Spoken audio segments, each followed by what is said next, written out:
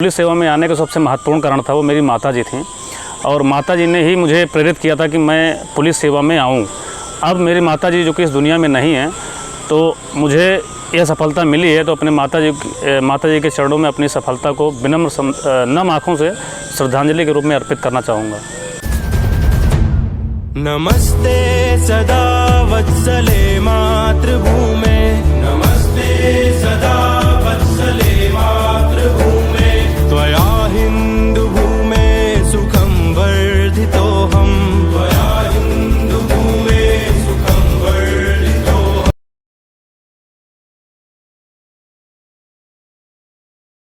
साबित करो कि जिंदा हो, साबित करो कि जिंदा हो, सांस लेना ही सबूत नहीं।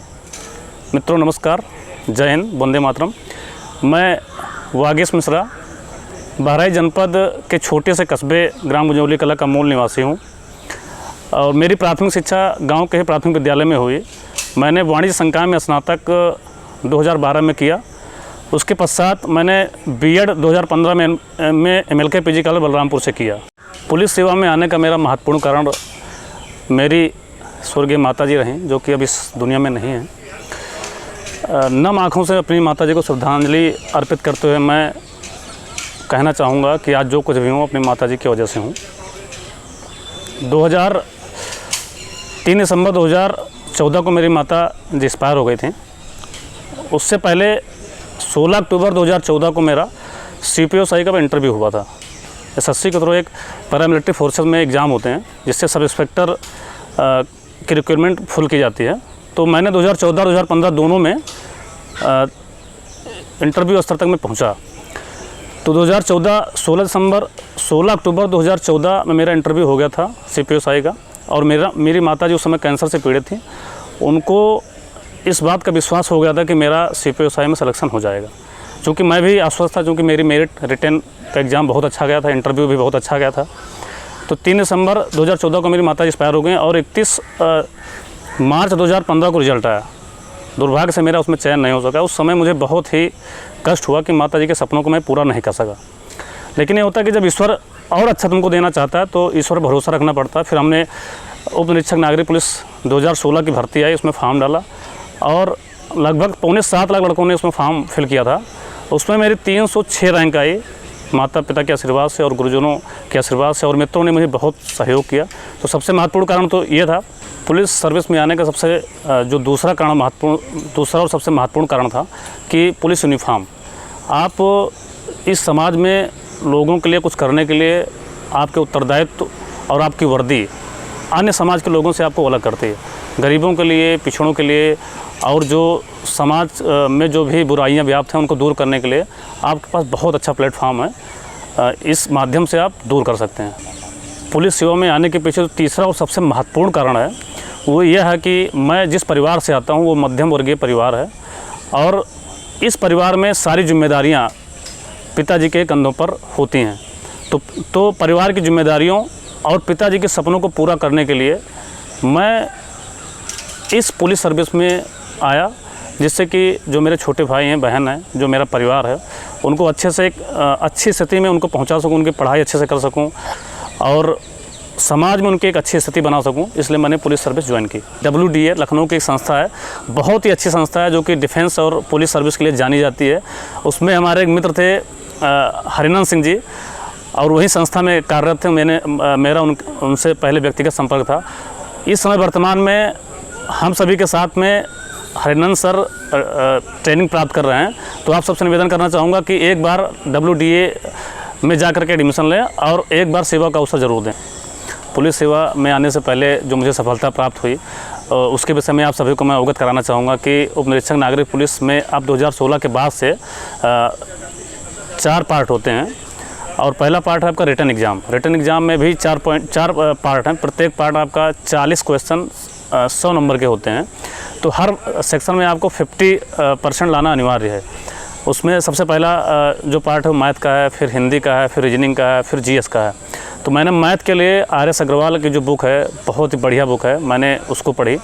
उसके बाद GS और हिंदी के लिए मैंने घटना चक्र का सहारा लिया। रीजनिंग और GS के लिए मैंने WDA जो वॉरियर डिफेंस एकेडमी लखनऊ की, उसके नोट्स मैंने पढ़े, बहुत ही महत्वपूर्ण नोट्स हैं और जो इस पुलिस सर्विस में दरोगा भर्ती में मेरे बहुत ही काम आए।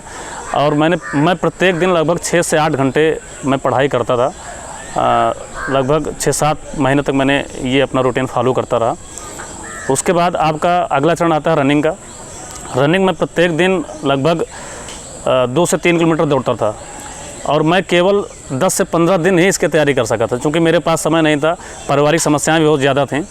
और प्रत्येक दिन लगभग 3 से 4 किलोमीटर, कभी कभी 1 किलोमीटर में इस तरीके से निरंतरता बनाए रखा था। और इसी 10-15 दिनों की तैयारी में मेरी पूरी 4.8 किलोमीटर की जो रनिंग थी, मैंने उसे बहुत ही अच्छे तरीके से 21 मिनट 54 सेकंड में क्वालिफाई किया था।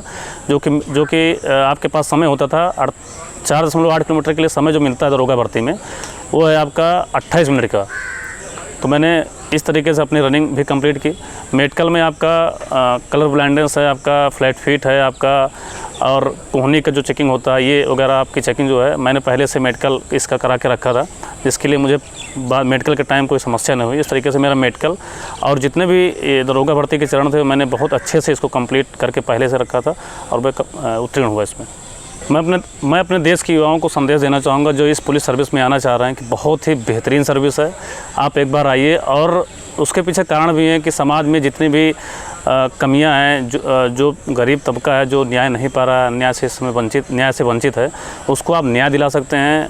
आपके पास बहुत सारे अधिकार इसमें हैं, जिसके माध्यम से आप समाज में अच्छे लोगों को न्याय दिलाने में समर्थ हो सकते हैं। और जो हमारे साथी इस दरोगा भर्ती की तैयारी करने में जुटे हुए हैं, मैं उनसे निवेदन करना चाहूँगा या उनको संदेश देना चाहूँगा कि सबसे पहले जो तैयारी का महत्वपूर्ण और सबसे पहला बिंदु है, वो है कि अपना जो टारगेट है उसको सेट करो। लक्ष्य निर्धारण के साथ साथ आप उस पर अग्रसर होते रहें। जैसे कि मैं डॉक्टर बनना चाह रहा हूँ, लेकिन मैं तैयारी बैंकिंग कर रहा हूँ, ये थोड़ा सा मतलब इक्वलिटी नहीं है। आप इस तरीके से अपना पहले लक्ष्य निर्धारित करें, उसके बाद उस स्तर पे, उस दिशा में, सही दिशा में आप अग्रसर होते रहें। दरोगा भर्ती की तैयारी का जो सबसे महत्वपूर्ण और दूसरा सबसे महत्वपूर्ण बिंदु है, वो है निरंतरता। कि जैसे मैं तैयारी कर रहा हूँ, निरंतर मेरी जो मैंने तैयारी की थी 6 से 8 घंटे प्रत्येक दिन की तैयारी मेरी थी। बहुत से लड़के क्या थे कि एक दिन 10 घंटे 12 घंटे की तैयारी की, उसके बाद फिर 2 घंटे तक आराम, 2 दिनों तक आराम, फिर एक दिन अच्छे से तैयारी के लिए फिर 5 दिनों तक आराम। ऐसे नहीं हो पाएगा। आप निरंतर जितना भी कर रहे हैं, कम से कम 6 से 7 घंटे तो आप मिनिमम दीजिए।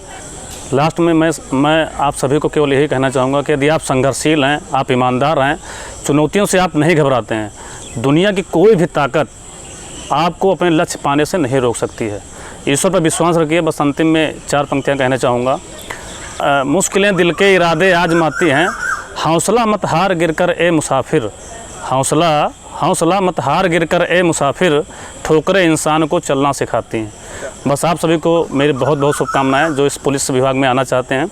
मेरी अग्रिम शुभकामनाएं। तैयारी करिए, अच्छे से धैर्य बनाए रखिए और ईश्वर पर अटूट विश्वास रखिए। एक न एक दिन आपको सफलता जरूर मिलेगी। जय हिंद, वंदे मातरम।